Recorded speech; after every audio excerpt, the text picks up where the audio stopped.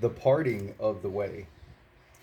The greatest proponent of pure philosophical Taoism after Lao Tzu was Chuang-Tzu, who lived around 300 to 350 BC.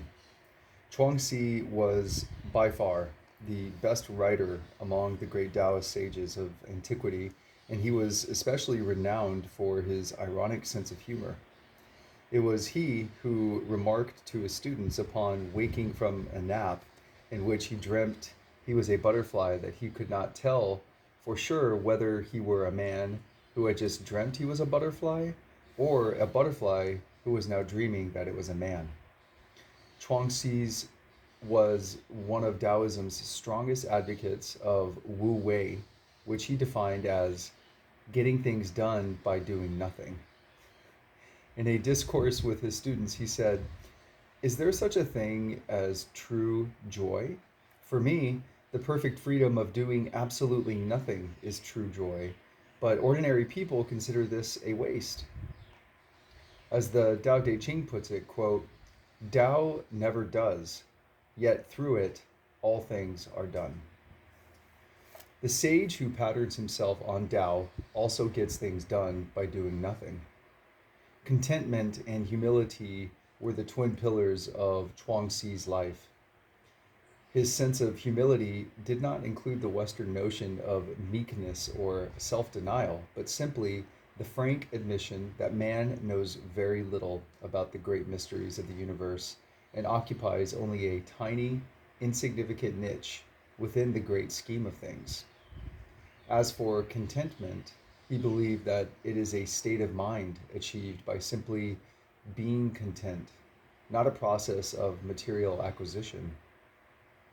After Chuang-Tzu's passing from the scene, the way began to branch off into various byways, each focusing on a unique aspect of Tao, while still growing from the same seeds planted by Lao and Chuang. Soon after Buddhism began to take root in China during the 2nd and 3rd centuries AD, Taoism philosophy began to exert a powerful influence on the direction of Buddhism as it evolved there. Called Chan in Chinese, this sinified form of Buddhism was borrowed first by Korea and then by Japan, where it's known as Zen. Such familiar elements of Zen as irreverence toward ritual, nonverbal teaching, instant personal enlightenment or satori, philosophical riddles or koans, silence, and ironic humor all bear the stamps of Chinese Taoism. There followed in Chuang-Tzu's wake a series of eccentric Taoist sages, the likes of whom the world has not seen since. These were true adepts of the real Tao, not clergymen or charlatans, as they dabbled in everything from alchemy and medicine to diet, deep breathing, and sexual yoga. They wrote prolifically, recording their findings in lengthy tomes couched in secret terminology that made sense only to a few adepts. Some of their ideas and achievements were indeed quite remarkable, if somewhat eccentric, and they merit very close attention. One of the earliest Taoist characters was Yang Chu, who lived around the 4th century BC. He gave rise to the hedonist tradition in Taoism, in which gratification of the senses was regarded as a form of devotion to Tao. Some of his followers and successors indulged in unbridled debauchery, claiming thereby to find the same direct perception of Tao that others did by sitting still and doing nothing. Among the most famous Taoist eccentrics of all time were the crazy characters known as the Seven Sages of the Bamboo Grove. They lived during the 3rd century AD, a time when charlatans were corrupting the Tao in order to establish an organized church to compete with Buddhism. They were proponents of the pure conversation, or Qingtan, school of Taoism, and their goal was to revive the pure philosophical Taoism of Lao and Chuang. They also believe that Taoists should live within the world of men and women, not as hermits isolated from the world in mountain caves. They generally gathered in a bamboo grove near the villa in Honan of the poet Chi Kang, and after an afternoon of pure conversation, they would stroll over to a nearby tavern for a night of serious drinking, which they continued until they were all drunk and at one with Tao. All of them were highly talented men who scorned social convention and preferred to devote their genius to Tao. They, like other Taoists through the ages, were renowned as prodigious drinkers with the quote capacity of the sea for wine. For example, the famous poet and tippler Liu Ling wrote all his poems under the influence and in praise of wine. Wherever he went, his servant followed him with a jug of wine in one hand and a shovel in the other, the later to dig his grave on the spot should he happen to drop dead during a binge. Another famous drinking Taoist of that era was the alchemist Ko Swan, who cultivated Taoist deep breathing techniques by holding his breath underwater.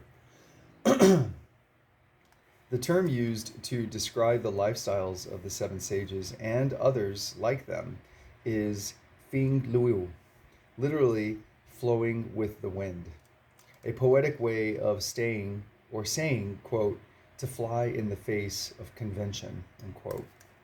These adepts followed their own internal impulses throughout life, and they relished nothing more than the opportunity to ruffle Confucian feathers with their eccentric behavior. They were highly sensitive to the beauties of nature, and they believed that wine brought them closer to Tao. However, the pure conversationalists were not much interested in alchemy, diet, sexual yoga, and other life prolonging disciplines because, like Chuangzi, they regarded death as a transition, leading perhaps to an even better life.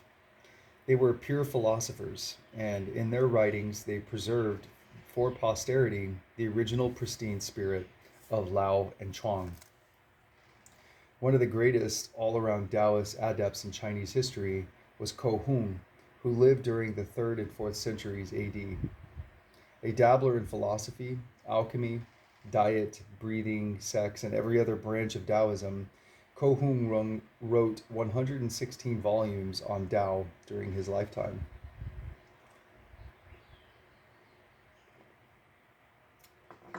Ko Hung's contributions to Taoism were enormous. He wrote astutely on medicine, breath control, hygiene, exercise, and sex. He concocted special herbal formulas to help sustain recluses living alone in remote mountain caves. He experimented scientifically in alchemy and even tried to compound the elusive elixir of immortality from various herbal, mineral, and animal extracts. To his credit, he confessed failure in formulating the elixir, although he attributed that primarily to an acute lack of funds needing to purchase the more expensive ingredients and equipment. Ko Hung represents the apex in the evolution of pure Taoism in China, culminating a 3,000 year tradition that began with the Yellow Emperor around 2700 BC. From Ko Hung's time until the present, the pure branches of Taoism continued to develop with only minor variations and offshoots, closely following the traditions established and recorded by Taoist sages during the 600 years between Lao Tzu and Ko Hung. Ko Hung's most devoted disciple, Tao Hongqing, rigorously cultivated the various disciplines recorded in his master's voluminous writings, and he too wrote many essays on the subject. It is said that at the age of 85, he still looked like a man of 35. He too attracted many followers who, in turn, continued the tradition, and so the way came down to us today. Taoism is the only major world philosophy that stresses the importance of disciplined sexual relations as an absolute prerequisite for health and longevity. The sexual school of Taoism began to blossom during the 2nd to 4th centuries AD, although the classic of the plain girl, on which it is based, first appeared about 400 years earlier and contained information handed down for at least 2,000 years prior to that. When practiced in private by individual adepts, sexual yoga had never caused much concern to Confucian authorities, who themselves practiced Tao in the Bordier. But when sects arose that practiced sexual yoga in mass in Taoist temples, they aroused stern repression and sexual pogroms by government authorities.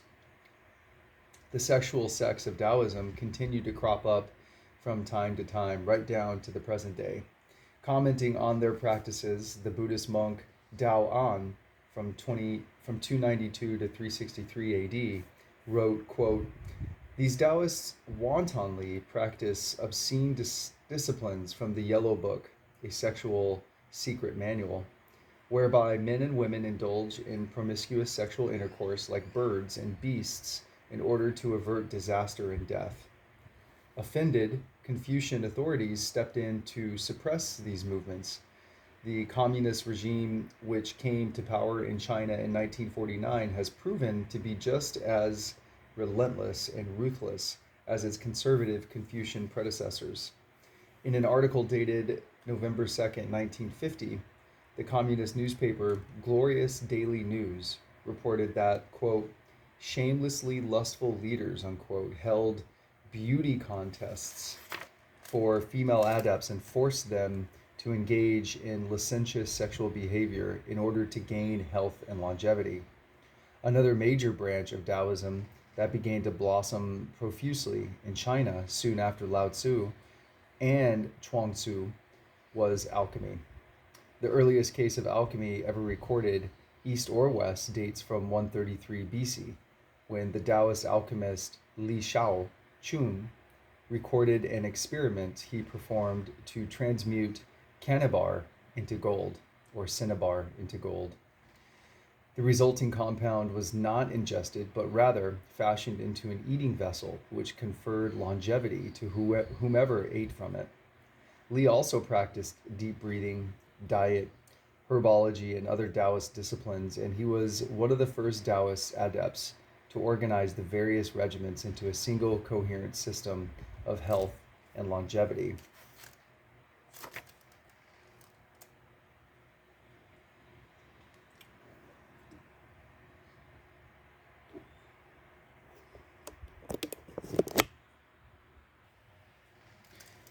Li Shao-chun also introduced Taoism's first deity.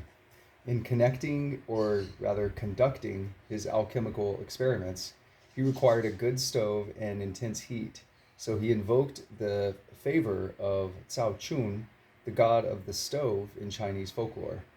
Later, Cao Chun became better known as the kitchen god, and to this day, almost every Chinese household throughout the world keeps a shrine to him over the stoves of their kitchens. As director of destinies, one of Cao Chun's annual duties is to report the behavior of each family member to heaven at Chinese New Year, which explains why Chinese families are so careful to curry his favor. In AD 150, the Taoist adept Wei Po Yang produced the most complete text on Taoist alchemy ever written. Called the Zan Tung Qi, the union of triple equation, it discussed the alchemy of the external elixir, Wandan, which involved refining pills from minerals and metals, as well as the internal elixir, or Nidan, which involved the inner alchemy of breathing and sexual yoga. Although in the introduction to his tome, Wei issues words of warning to dilettantes and charlatans, he also repeats the ancient Taoist view that Tao can be found and cultivated by anyone who is sincerely willing to study and practice its methods. It was during this same period of intellectual ferment that Chinese medical theory was first formally codified, from the vast accumulation of information already collected in China for thousands of years by Taoist adepts. The Yellow Emperor's Classic of Internal Medicine and the Classic of the Plain Girl were both compiled by this period, which also produced two very important Taoist physicians, Cheng Chung Ching and Huao Tu. Cheng Chung Ching's book, the name of the book, Discussion of Fevers, written about 200 BC, remains one of the most important medical texts ever in China. It contains 113 medical prescriptions using 100 varieties of herbal, animal, and mineral drugs, including his famous and still popular fever remedy, cinnamon sap soup, made from cinnamon, ginger, licorice, peony, and jujubes. Dr. Chang also developed a detailed system of diagnosis based on the Taoist principles of yin and yang, the five elemental activities of earth, water, fire, metal, and wood, and the three treasures of essence, energy and spirit. The physician Huao Tu, who also lived around 8200, specialized in an ancient breathing and exercise therapy called Dao Yin, induce and guide. It is a method for inducing vital energy to enter the body, then guiding it to the various organs and limbs with rhythmic movements. He prescribed it for respiratory and circulatory ailments, constipation, arthritis, and rheumatism, fatigue, and depression, and he prescribed it along with herbal formulas and dietary therapy. Huao Tao also made great strides in surgery and herbal medicine. He developed China's first topical anesthetic from datura, rhododendron, and aconite, and used it to perform major surgery. Chinese surgery, however, begins and ends with him. Soon thereafter, Confucian authorities imposed a strict taboo on cutting open the human body, dead or alive, for they regarded the body as a precious gift from one's parents and ancestors. Cutting open the flesh for surgery or autopsies was thus a grave offense against one's ancestors and, by extension, against oneself. The next great period of Taoism development occurred during the Tang Dynasty, which is 618 to 907 AD, universally acknowledged to be China's golden age of culture, somewhat similar in spirit to the Renaissance in Europe.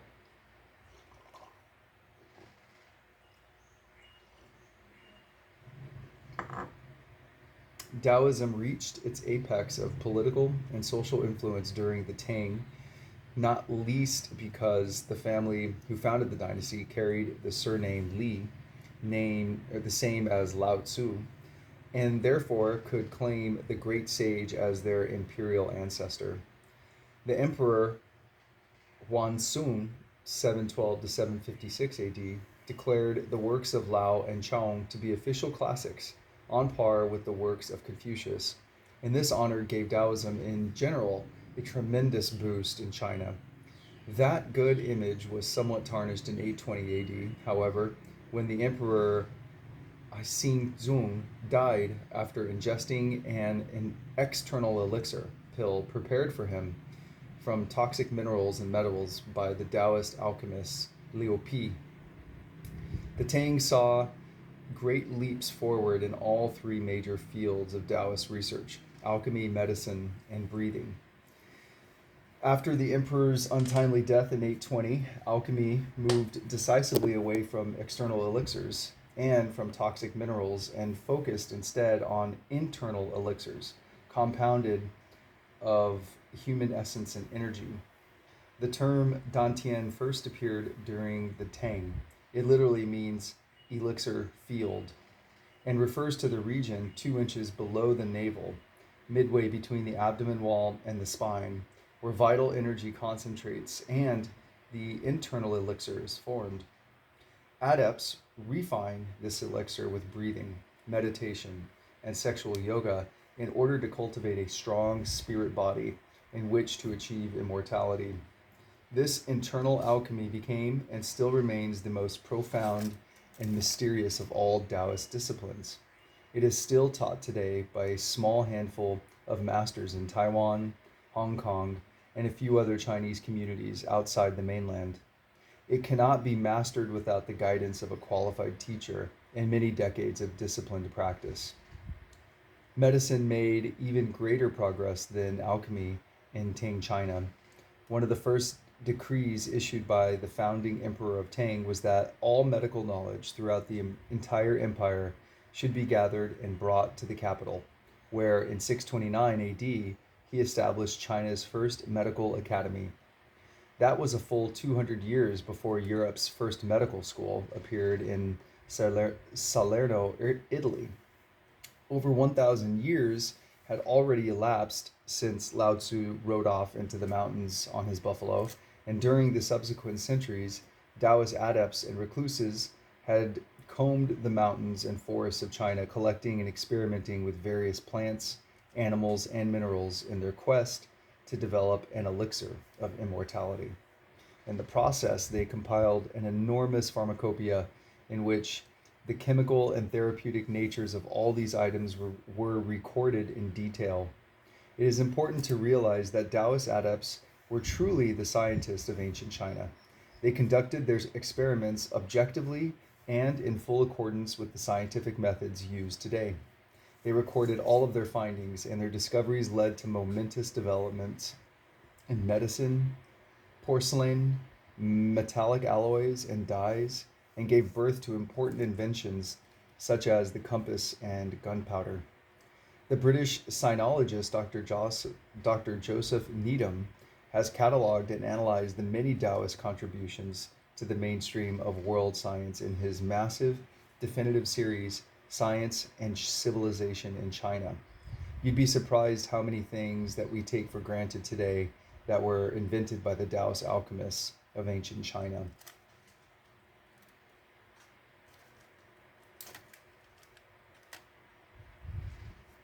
The foremost physician of Tang, and perhaps in all Chinese history, was the Taoist adept Sun Tzu Mo, who was around from 590 to 692 AD.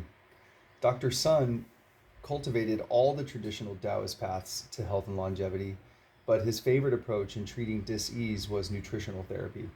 For example, he observed that people living in remote, landlocked mountain regions were highly prone to goitres, an enlargement of the thyroid gland, which we now know is due to an iodine deficiency.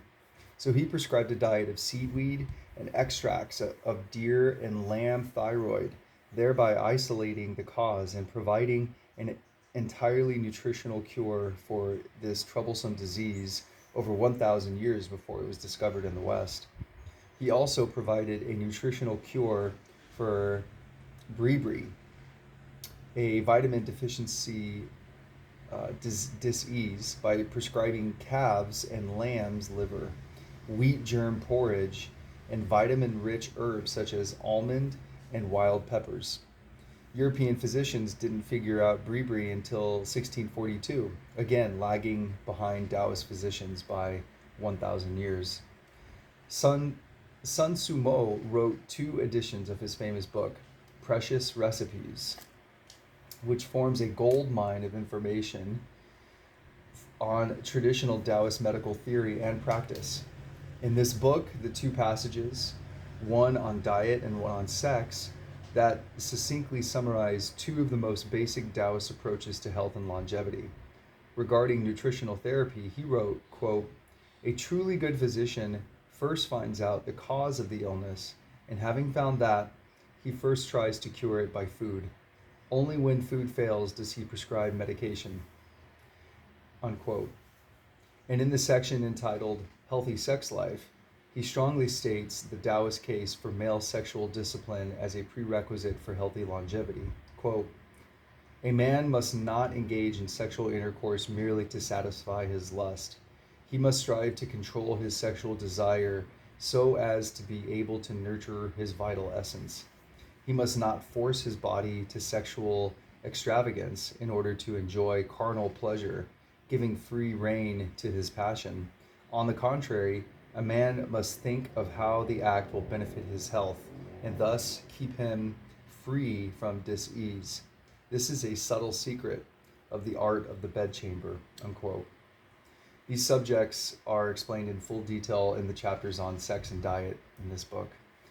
The important point to note here is that food and sex, which are nature's two strongest drives and the only two instincts any species requires for survival and propagation, are the two keys that unlock the gates to health and longevity. Conversely, when these two natural instincts are abused purely for pleasure, they have the quickest way to the grave. Apparently, Dr. Sun practiced what he preached, for he lived in robust health until the ripe old age of 101. Another important Taoist advance during Tang times was the development of Qigong, which means breathing practice as well as energy control. Qigong became the most important method in the alchemy of the internal elixir, and it was practiced with great enthusiasm during the Tang era. Formerly, the practice was to retain the breath for up to an hour or more, like the sage of the bamboo grove who liked to cool off by sitting at the bottom of his pond all afternoon. But this method, which often produces interesting visions owing to carbon dioxide intoxication, can only be practiced by a handful of highly advanced adepts and is not particularly beneficial to physical health. Qigong, on the other hand, was meant for ordinary as well as advanced adepts and focused primarily on controlling and balancing energy rather than mystical goals.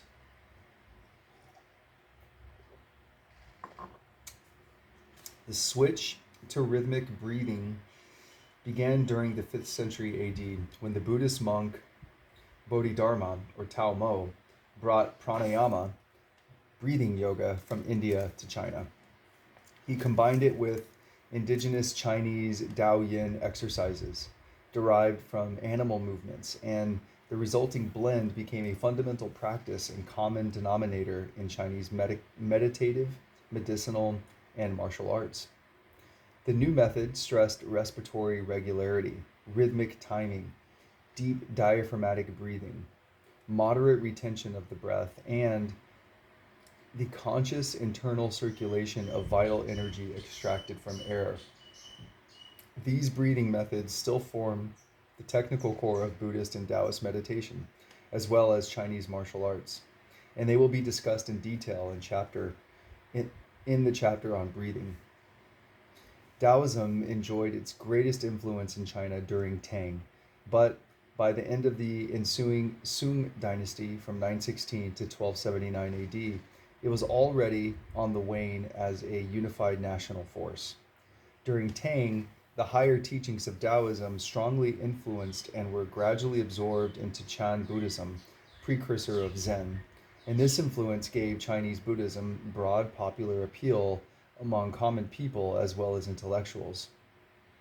During the Sung dynasty, the Confucian scholar Chu Ci, in a concerted effort to revive and enliven Confucian philosophy as a national ethos, further borrowed many basic tenets in philosophical Taoism to formulate what became known as Neo-Confucianism.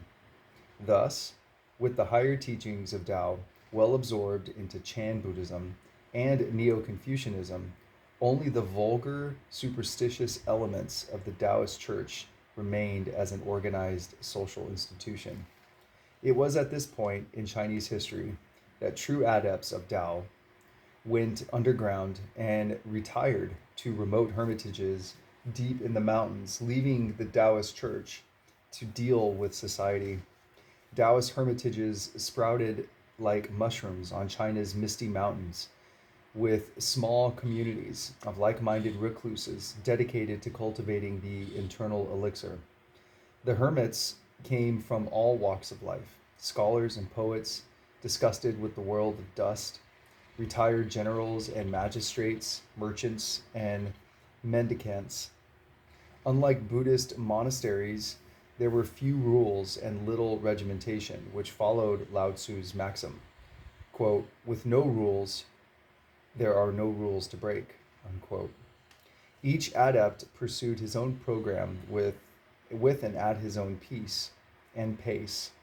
When not practicing spiritual disciplines, they would read, write, paint, play music, and practice martial arts to keep in shape. They welcomed wanderers to spend a night or two, and their main source of income came from pilgrims who flocked there on important religious holidays to participate in festivals, functions that keep the adepts themselves rarely observed but performed for the benefit of commoners who left generous offerings of food and money. All in all, as long as there was a willing to forego the comforts and conveniences of urban civilization, life in a Taoist hermitage was about as relaxed as life could possibly be. Many of the hermits lived to be well over 100 years old. During the Ming Dynasty, from 1368 to 1644 AD, Taoist influence at court continued to wane, though the popular Taoist church with its Gaudi temples continued to thrive among the people. The Manchus, who supplanted the Ming, were even greater prudes than Chinese Confucians, and they took a stern stand against the sexual cults that sprang from Taoism. As a result, general Taoists were, or rather, as a result, general Taoism was driven even further underground, and no great Taoist adept appeared during the Manchu Qing's dynasty from 1644 to 1911, which strictly enforced a highly conservative brand of Confucian classicism until it fell in 1911. The appendix at the end of this chapter provides a chronological cast of Taoist characters from the Yellow Emperor to the present day, including some sages you haven't met yet.